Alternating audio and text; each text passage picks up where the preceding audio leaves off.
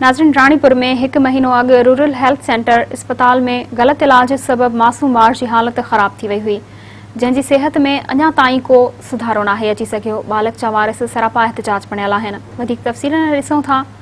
गुलाम शबीर चोणीजो जी ही रिपोर्ट। नाज़रीन, अवी ॾिसी रहिया आहियो त असीं मौजूद आहियूं रानीपुर जी अस्पताल ॿाहिरियां ऐं कुछ महीना अॻु हिकु मौसूम ॿारड़े खे ग़लति टुको लॻण जे ख़िलाफ़ जेके ॻोठ मौसूदी जा रहवासी आहिनि उहे राजपर बिरादरी अॼु सरापा एहतजाज आहिनि ऐं उन्हनि फौरी तौर ते डॉक्टर जे ख़िलाफ़ जेको आहे कानूनी कार्रवाई करण जो मुतालबो कयो आहे। अचो त उन्हनि सां वधीक ॻाल्हि ॿोल कयूं था त उन्हनि जो इन बाबति वधीक छा चवणु आहे। ग़लति लॻो आहे, हुननि मञियो आहे त टूको वाक़ई सां ग़लति लॻो आहे। तव्हां कोशिशि कयो छोकिरे जो बचाव रखो, असां बचाव कयो। ग़लति लॻो आहे, हितां खणी आयूं, वरी गंबट खणी आयूं, गंबट वारनि जवाबु न खैरपुर दाख़िल कयो आहे। उन खैरपुर वारनि कोशिशि पूरी कई आहे। शानी साहब आसिफ अली ज़रदारी खे असां अर्ज़ु था कयूं त असां पीपल्स पार्टी जा माण्हू आहियूं।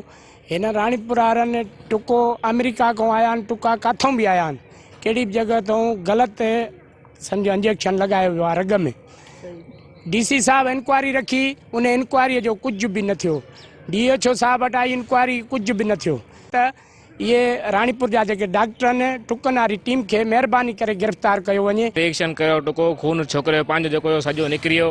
हिन ॾे खणी आया त चई 1-2 ॾींहं छॾियो सही थींदो, टुको इहो थींदो आहे असांजो सही आहे। उन खां पोइ गंबट खणी आया त गंबट वारनि जो सीरियस खणी आया, सीरियस हुयो ऐं खैरपुर खणी वञो।